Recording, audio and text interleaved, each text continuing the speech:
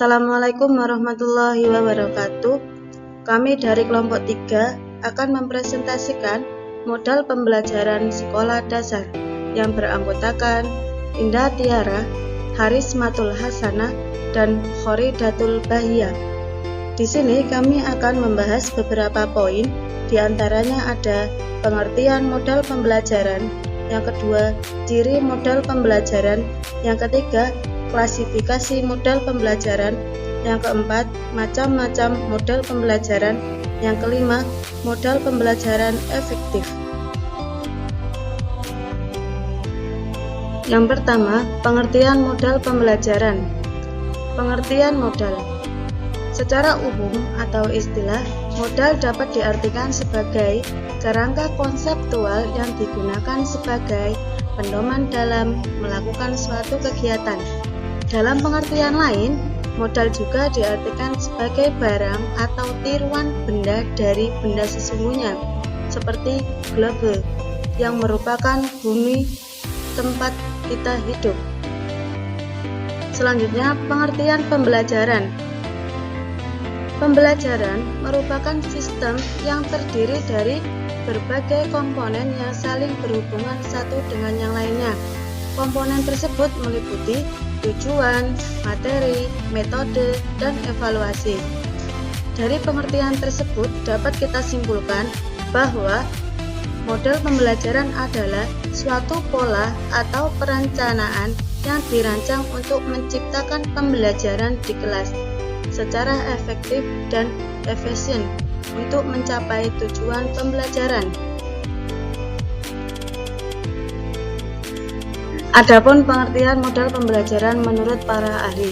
Yang pertama, menurut Joyce, modal pembelajaran adalah suatu perencanaan atau suatu pola yang digunakan sebagai pedoman dalam merancang pembelajaran di kelas atau pembelajaran dalam tutorial dan untuk menentukan perangkat-perangkat pembelajaran termasuk di dalamnya buku-buku, film, komputer, kurikulum, dan lain sebagainya. Yang kedua, modal pembelajaran menurut Swekamto. Modal pembelajaran adalah kerangka konseptual yang melukiskan prosedur yang sistematis dalam mengorganisasi pengalaman belajar untuk mencapai tujuan belajar tertentu dan berfungsi sebagai pedoman bagi para perancang pembelajaran dan para pengajar dalam merancang aktivitas belajar mengajar. Yang ketiga, modal pembelajaran menurut Dewey dalam Joyce dan Weil.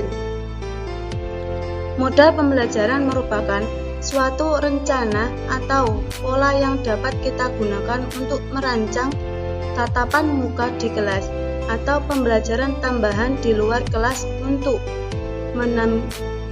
menajamkan materi pengajaran. Oke, saya akan melanjutkan materi berikutnya, yaitu ada ciri model pembelajaran.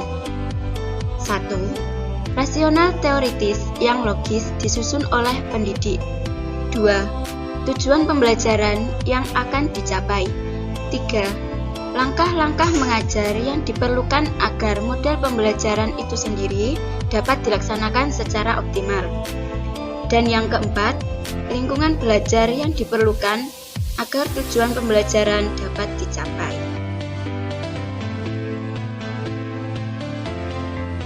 Berikutnya yaitu klasifikasi model pembelajaran.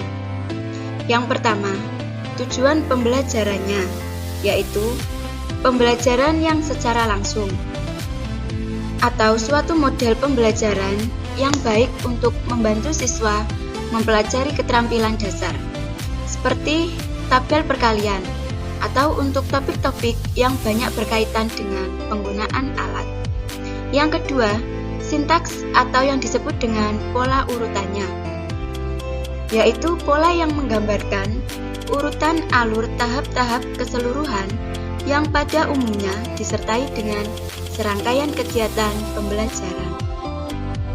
Dan yang terakhir, sifat lingkungan belajar. Misalkan, Model pembelajaran kooperatif memerlukan lingkungan belajar yang fleksibel, seperti tersedia meja dan kursi yang mudah dipindahkan. Pada model pembelajaran diskusi, para siswa duduk di bangku yang disusun secara melingkar atau seperti tapal kuda. Sedangkan model pembelajaran langsung, siswa duduk berhadap-hadapan dengan guru.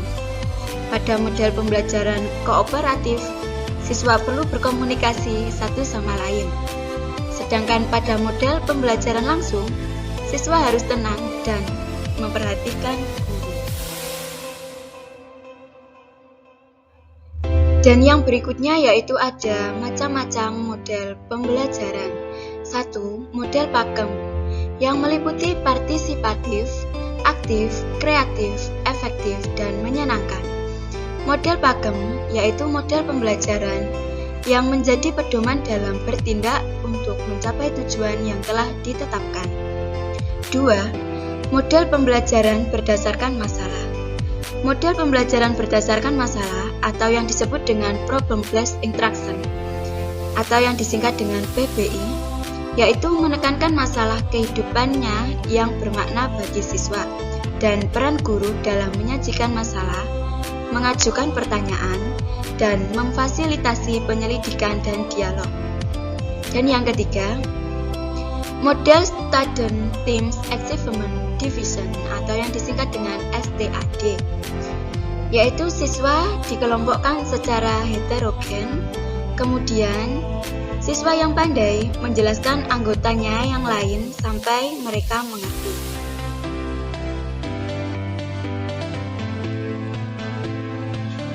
Berikutnya saya akan melanjutkan materi tentang macam-macam model pembelajaran, yaitu yang keempat, model example non-example. Model ini adalah metode belajar yang menggunakan contoh-contoh. Contoh-contoh dapat diperoleh dari kasus atau gambar yang relevan dengan kompetensi dasar. Yang kelima, yaitu model lesson study, yaitu proses untuk mengembangkan profesionalitas guru-guru di Jepang dengan jalan menyelidiki atau menguji praktik mengajar mereka agar lebih efektif. Yang keenam, yaitu model pembelajaran tematik, yang merupakan suatu model pembelajaran yang memadukan beberapa materi pembelajaran dari berbagai kompetensi dasar satu atau beberapa mata pelajaran.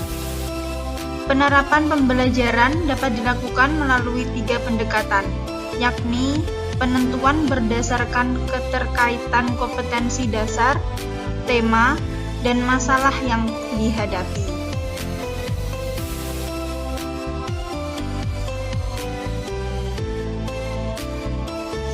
Selanjutnya, yang ketujuh yaitu model pembelajaran kontekstual atau contextual teaching and learning, yaitu suatu konsep pembelajaran yang mengaitkan antara materi pembelajaran yang dipelajari siswa dengan konteks di mana materi tersebut digunakan dengan menggunakan pengalaman dan pengetahuan sebelumnya untuk menemukan dan membangun pengetahuannya sendiri.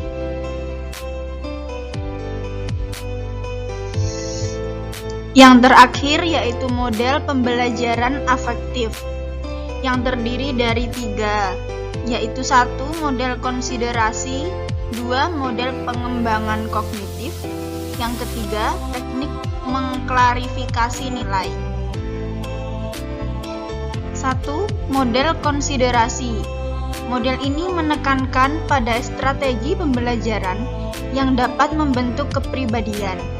Tujuannya adalah agar siswa menjadi manusia yang memiliki kepedulian terhadap orang lain. Yang kedua yaitu model pengembangan kognitif yang dibagi menjadi 3, yaitu tingkat prakonvensional, 2 tingkat konvensional, dan 3 tingkat postkonvensional. Selanjutnya, teknik mengklarifikasi nilai.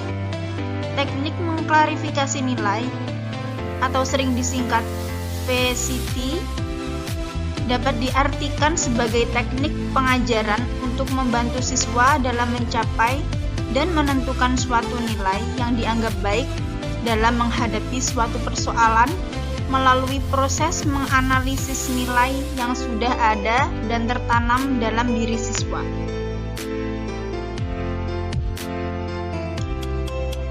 Sekian presentasi dari kelompok kami. Kami ucapkan terima kasih. Wassalamualaikum warahmatullahi wabarakatuh.